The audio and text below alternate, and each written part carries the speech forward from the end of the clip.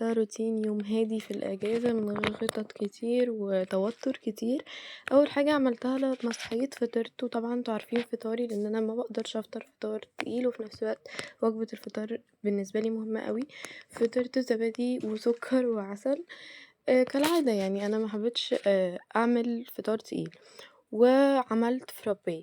ويا جماعة أنا ما بشربش الفرابيه على معدة فاضية، لأ، أنا الأول بفطر بعدها بشرب الفرابيه عشان عارفة إنه بيعمل قرحة. بس بعدها اتفرجت على فيلم لاند اللي ما ببطلش تفرج عليه، وكتبت التودو ليست بتاعتي بتاعت النهاردة، وعملت جورنالينج، وكمان كان عندي مونتاج فيديو عايزة اظبطه فظبطته، وبدأت ارتب السرير زي ما انتوا شايفين كده. الجورنالينج حاجة مفيدة جدا، بس احنا بننسى نعمل ايه، او بجد افكارنا بتخلص. فانا حطيت لكم افكار للجورنالينج عشان بجد تستفيدوا منها. حطيت لكم افكار تاني برضو عشان ما بخلش عليكم، عشان بجد الجورنالينج فعلا دماغنا بتقف، ما بنعرفش احنا عايزين نعمل ايه او نحط ايه. المهم عملت ماي سكين كير روتين. انتوا عارفين طبعا انا ما بحطش حاجات كتيره عشان ازدر. غسلت بشرتي بغسول اكسجين ده. جماعه يا تنشفوا البشره بمناديل بطبطبه، يا بفوطه وش مخصوصه بطبطبه برضو. بعدها حطيت شان سوزنج جل برضو عشان بستخدم ازدر. وعملت بالفيس رولر دي، بدأت ان انا اسرح شعري. شايفين لمعة شعري تحفة ازاي؟ بجد يا جماعة الاهتمام بالشعر مش بيجي بالسهل خالص. المهم عملت مساج لفروتي، انتوا ممكن تعملوا مساج مش ضوافركوا، ايديكوا، وتحركوا الفروة نفسها. المهم تعالوا نعمل تسريحة جديدة سهلة وبسيطة وسريعة. بدأت ان انا اعمل شعري زي ما انتم شايفين كده، بفرقه كده بس من النص، مش فارقة قوي يعني. يا رب تكونوا فاهميني، اظن انتوا شايفين. وعملته ببنستين من الجنب، لان لو ما عملتوش ببنستين، حتى لو بنسة عادية مش دي، هيفك. بصوا يا جماعه، انا بجد معظم الوقت ببقى متاخره، فدي اكتر حاجه بتنقذني، الهاف اب هاف داون، اللي هي التسريحه اللي قدامكم دي. دلوقتي هقسم لكم الشاشه 3 اقسام: جلو اب وكلين جيرل وافكار لتسريحات الشعر. الحاجات دي فادتني قوي، بقى اكيد هتفيدكم قوي، بجد هتحتاجوها. مهم حطيت من الليب بالم دي بتاعت فازلين، كنت حطيت منها بس نسيت اقول لكم. دلوقتي هنريتنج منتجات عندي، ودي الريتنج. دلوقتي الغسول ساليسيليك اسيد ده تحفه، والتول دي والزيت بتاعها تحفه تحفه تحفه. استخدموا اي زيت. ده الماوث ووش ده عشان خاطر ياخدوه معاكم في الشنطه لانقاذ الناس. وفيتشي ده تحفه. ده فوق المقارنه اصلا فيتشي ده. وبيزلاين حلو حلو. وماكت ده تحفه برضو، وبيسهل على ناس كتير ان هي ما تصبغش شعرها. وشامبو ليتن جلو ده تحفه، هحط لكم المجموعه بتاعته كامله يا جماعه. تحفه تحفه تحفه تحفه تحفه تحفه تحفه. وسعوا بقى المكان للكبير قوي قوي قوي. سيرم فينو ده تحفه يا جماعه، ومفيش سيرم احلى منه، هو اللي غير لي شعري. والسيكا بلاست ده اللي هو من لارشيبو زي ده تحفه لتقشير البشره. فازلين ده فوق فوق فوق فوق فوق التقييم. ده اصلا انا مش هقيمه لانه فوق التقييم، هو تحفه. وبي سيرم الووتر دي برضو ما تقيمش، هي تحفه تحفه في الصيف وفي الشتاء. وده احلى سان سكرين انا استخدمته. وازدرم طبعا انا مش محتاجه اقول لكم يعني، انا بجد مبطله كل حاجه عشان هو شال لي كل الحبوب والفسافيس اللي في بشرتي. اهم حاجه يا جماعه تستخدموه صح عشان ما يقلبش النتيجه. وده بشع. الرجين ده اللي هو السان سكرين ده بشع حرفيا. انتوا بتحطوا ميه وتقيله قوي قوي، تحس ان في حاجه كتله تقيله على بشرتي. سنتيلا ده حلو بس مش قوي. انشانتر ده تحفه تحفه، وغنى البنات عن البيبي باودر والحاجات اللي كانوا بيعملوها دي. سيرافي ده ما مش حلو بالنسبه لي، بس ممكن يبقى حلو بالنسبه لناس تانية، ومش نافع مع بشرتي. ميلا تايم ده شويه. والرجين انا هتكلم عنه تاني، ده بشع يا جماعه، بشع بشع بشع بتاع الرجين ده. المهم رجعت كل حاجه مكانها ورتبته، وفضلت قدام الشباك شويه زي ما انتم شايفين كده بستجم زي ما بيقولوا. قعدت شوية حلوين زي ما انتوا شايفين كده، وبعدها على طول كان معاه الدكتور الجلدية، فروحت لبست اي حاجة حرفيا، مركزتش خالص انا بلبس ايه. وبدأت البس ده التيشيرت اللي لبسته، وده البنطلون المفضل عندي بجد بينقذني في الاوقات الصعبة اللي زي دي. لبست وبعدها عملت شعري اي حاجة، وده كان البنطلون، قلت اوريهولكوا حاجة بسيطة كده. وعملت شعري اي حاجة زي ما انتوا شايفين كده عشان الحق بس دكتور الجلدية. وهنا لما نزلت يا جماعة وبعدها رجعت، انا كنت هلكانة جدا جدا جدا، وفجأة لقيت صاحبتي بتكلمني بتقولي ايه ده انتي مش فاكرة انا عدماني كمان نص ساعة. اول ما لبست لبس البيت على طول غيرته. وهسيبكم تشوفوا بقى اللبس اللي هلبسه، لان انا عملته بصوتي مش فويس اوفر. نبذة عن قد ايه انا متأخرة، ومع ذلك انا بصور لكم. انا العيد ميلاد الساعة 6:30 والساعة دلوقتي 7. عامة هلبس ده، يعني بعشقه يا جماعة والله. في المواقف اللي زي دي وانا مش عارفة انا هلبس ايه، بلبسه كاجوال بقى، يعني ينفع اي حاجة. قبل بس ما تسألوني انتي ليه متأخرة، عايزة اقولكوا ان انا عمري ما اتأخرت على حاجة قبل كده غير مرة او مرتين.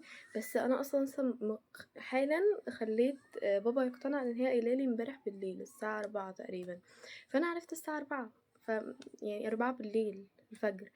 فلما صحيت اتشغلت في الفلوج ونسيت اقول لبابا، فلسه قايله له من شويه، هو لسه مقتنع من شويه، هو مبيحبش ان انا اقوله على حاجه فجاه، لازم اقوله قبلها بشويه.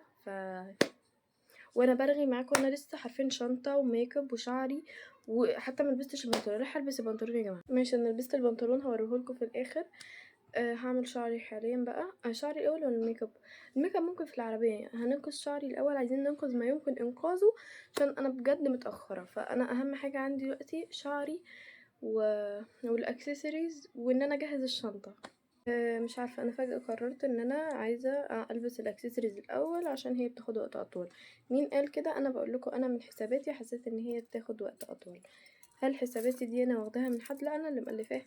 شايفين الكاميرا بتتحرك ازاي عشان انا مش التليفون؟ ما بيني وما بينكم كنت ناويه اتفزلك في اللبس والهدوم صراحه، بس حتى الفزلكه ما فيش وقت ليها. فحرفيا انا لبست الطقم اللي بينقذني في اي وقت، اي وقت في الدنيا.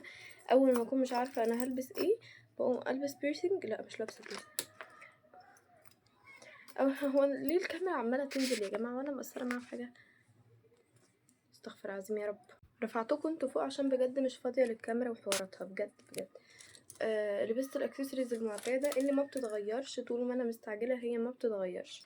وحاليا مش عارفه البس انهي سلسله، مش عارفه. وكنت ناويه البس بيرسينج على فكره، مش لابسه. محدش يسالني ليه.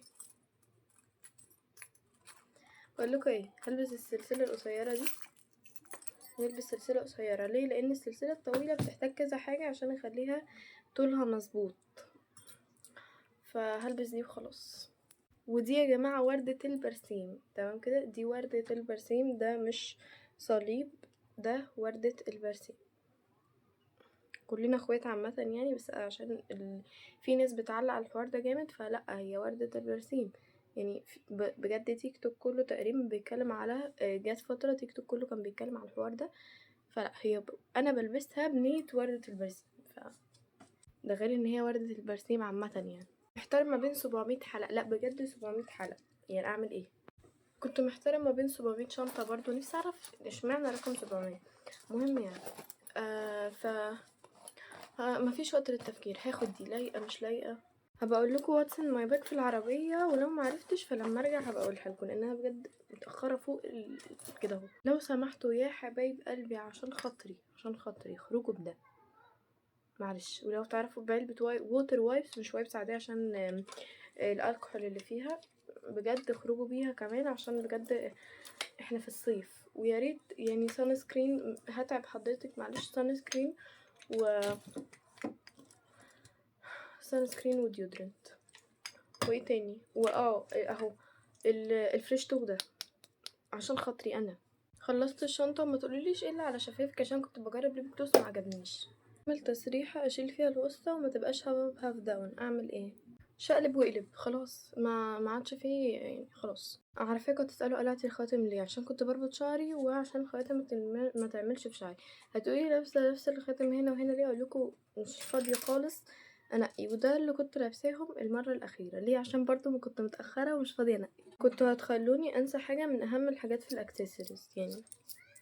جاوبوني، البيرسينج حلو ولا اقلعه وبطل فزلكه؟ اقلعه وبطل فزلكه. حاساه بالسليك بون دي، هي مش سليك، هي ميسي بون. بالميسي بون دي عامل ودني كده. لابسه اسود في الحر، فالموضوع. وكم للاسف الشديد مفيش وقت ان انا اركب نيلز.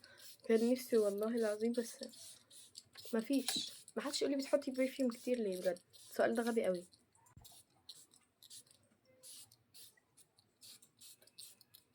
اوكي خلاص. بصوا انا حطيت هنا من فازلين ده، استنوا اهو. مش عامله الفيديو ده منتج عامه عشان مش قادره. اهو حطيت من ده وحطيت على الحته يعني، بصوا حطيت عليه ده، فالريحه زبطت قوي. هتقولي لي دلوقتي تيجي واحده فازلوكه تقولي ايه اللي جاب الريحه اللي هي الكوزي والحاجات دي للسويتي؟ ايه اللي جابها؟ هقولك معرفش، بس انا عايزه كده. ما نسيتش كارنيه النادي، عارفه والله كل مره بنسى. لا ما نسيتوش المره دي، عيب عليكم. محتاره ما بين 3 روايح من المسك دول مش المسك اللي بيلزق رخم ده اللي هو زي مسك الطهاره، لا ده اللابتوب بيتهبل عادي. لا ده مسك فانيليا، وده مسك برضو مش تلزيق، وده مش تلزيق، فانا بكره المسك العادي ده، مش مسك اللي هو بنتخنق منه ده. لفيت ورجعت اخترت الفانيليا بجد يعني. بس كده انا لبست الشراب، هبوريكم بقى كل حاجه من الاوتفيت كامل تحت، انتوا كده كده عارفينه يعني، بس تمام. وبس كده. هنا اول ما وصلت يا جماعه الميلاد كان تحفه عامه، وبجد كان رائع، وهي كانت جميله قوي. المهم روحت، انا كنت تعبانه، اليوم كان طويل، وكمان روحت بالليل مع اني ما كنتش ناويه اخرج النهارده خالص. بس اول ما روحت غيرت ورتبت السرير، وكان في كام حاجه في الاوضه مش مترتبه رتبتها وظبطتها. والمهم فضيت الشنطه اللي كانت معايا وحطيتها مكانها، وبدأت ان انا ارتب كمان الحتة دي ودي. وبعد ما رتبتهم تماما وخليت الأوضة كلها تحفة والسرير وكده، حرفيا بجد كنت عايزة انام قوي، ومع ذلك ما نمتش. زي ما انتم شايفين كده، انا بجد كنت مبسوطه ان انا رتبتها، وكنت مبسوطه اكتر كل ما افتكر انا ازاي تعبت في الصور دي بجد. يعني افتكر ان انا كنت بطله، ورتبت الدولاب كمان. مش عارفه جبت الطاقه دي كلها منين، مع ان حرفيا كنت هموت وانام، وكان جسمي حتى عايز ينام. والمهم اكدت على الادراج دي ان هي مترتبه، لان هي بجد بتتبهدل بسرعه، فلازم كل شويه ارتبها. وسرحت شعري وغسلت بشرتي بالغسول ساليسيليك اسيد ده، وزي ما قلت لكم نشفوها بفوطه مخصوصه للوش او مناديل بتطبطبوا عليها. وحطيت شان جل ليه عشان ازادرم يا جماعه، بجد ازادرم منعني اعمل حاجات كتير قوي. المهم حطيت ازادرم بس بعيد عن الهالات اللي تحت العين دي، وعن منطقه المستاج اللي انا بشاور لكم عليها دي. الحاجتين دول ما تحطوهاش ولا تقربوها منها تماما عشان غلط. وبعدها بدات انشفها الفرشه دي. وبعدها فتحت موفي نايت، ده اكيد انتوا عارفينه، ده مسلسل فروم. كنت تعبانه جدا يا جماعه، جدا جدا، ومع ذلك كملت الفيديو. وبعدها اخدت سناك كده. وعلى فكره انا في الموفي نايت ما اكلتش حاجات كتير، زبادي وايس كريم تقريبا وده وبس. انا كنت مبسوطه قوي بعدها بالفيلم يعني.